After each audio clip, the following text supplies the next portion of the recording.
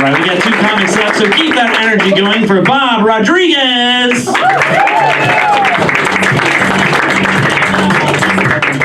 Hey everyone, thanks for coming in tonight, I guess. You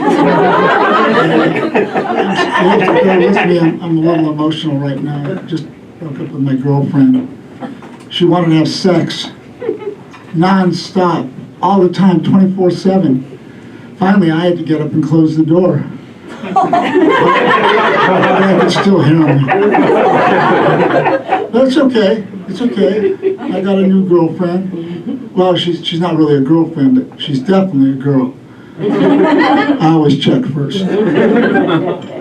So I come home and there's the housekeeper. Place is a mess. She's leaning back in the recliner, headphones on, remote switching away from all my favorite channels.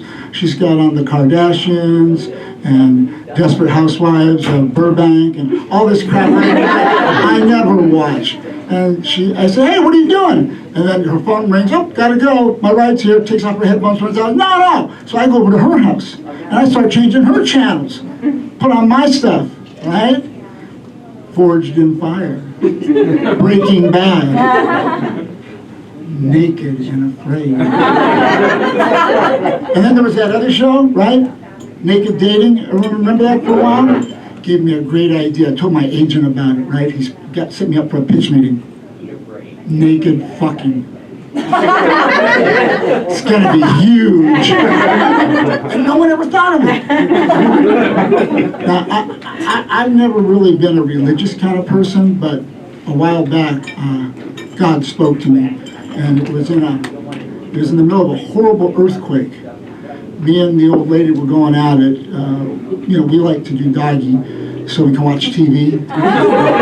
And I've got my bowl of popcorn on the small of her back. And then it hits. A 5.3 on the Richter. Whoa! I'm going at it, and all of a sudden I get thrown off, and I hit the other hole. Yeah, and then it hits me. No way, this couldn't be a coincidence. Yep, intelligent design. Thank you, Lord. Now you people, you younger people, which I think is most of you, you don't know what it was like in the old generation, being rad, doing the heavy duty stuff. You guys think being rad is like posting a picture on Snapchat and not having a filter on it. In our days, we weren't afraid to get our hands dirty. Everything was low tech. We had these things called drive-in movies. Huh? Anybody heard? Right. And the signs, there was no neon signs, and there was no computer, and there was no somebody in a keyboard behind the room. If you wanted to see what was playing at the drive-in, you had to look at this big-ass billboard that somebody climbed up and risked their neck to hand put these big old letters up on the marquee. So we'd come up at night, right? And we'd go and change the movie names. Herbie Rides Again and Dumbo became Spermy Comes Again and Dildo. Bed Knobs and Broomsticks, Blowjobs for Hard Dicks. And my favorite, the Apple Dumpling Gang, was the In the Asshole Coming Gang. Bang! Now,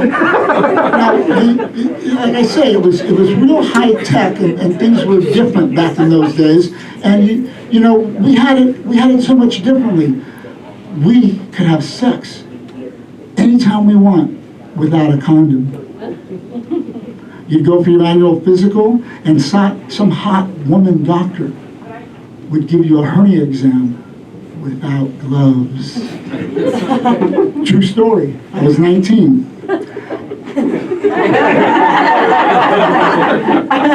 And everybody was always running around naked. It was called streaking. Anybody heard of that? Yeah? Young, old, men, women, didn't matter. Baseball games, concerts, malls. My favorite was pizza parlors. I'd come running in from one side door, naked as a jaybird, waving, smiling, go out the other door, and everybody's applauding. They're cheering me on. Middle-aged husbands and wives with their kids, clapping, yay, go, streaker. Can you imagine trying that shit today? They chase you out of the parking lot, tackle your ass, and throw you in the hot pizza oven. Yeah. But I could never fit in as a kid. You know, I tried as hard as I could, and I got shitty grades. I struck out with the chicks. I know. Who would think? And I was so lame at sports. Baseball, ground balls every time, like a heat-seeking missile. No matter where I'd move, I'd even try to move out of the way to let it go by. Boom, right to the nuts. Every time. Today, that's why my voice is so high. And I couldn't ride a bike either. I'd always fall off. I mean, you know, not that they never take the training wheels off. Well, they did. They did eventually.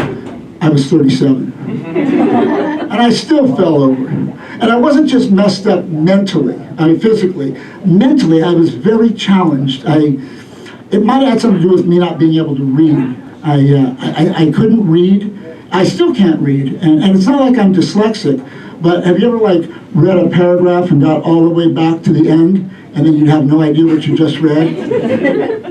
Right here, to this day, I've read like 4 books in my entire life. And one of those was the collected works of TV Guide. So I'm coming here, and I'm getting off the freeway, and there's a red light, and I see this dirty, poor, barefoot, homeless panhandler guy standing on the freeway off-ramp with a sign. Now I got a red light. I said, what can I do for this guy? So I look around. Oh, yeah, there's some leftover chicken wings I got from the best chicken wings place on earth. That's what it's called, over on Olive.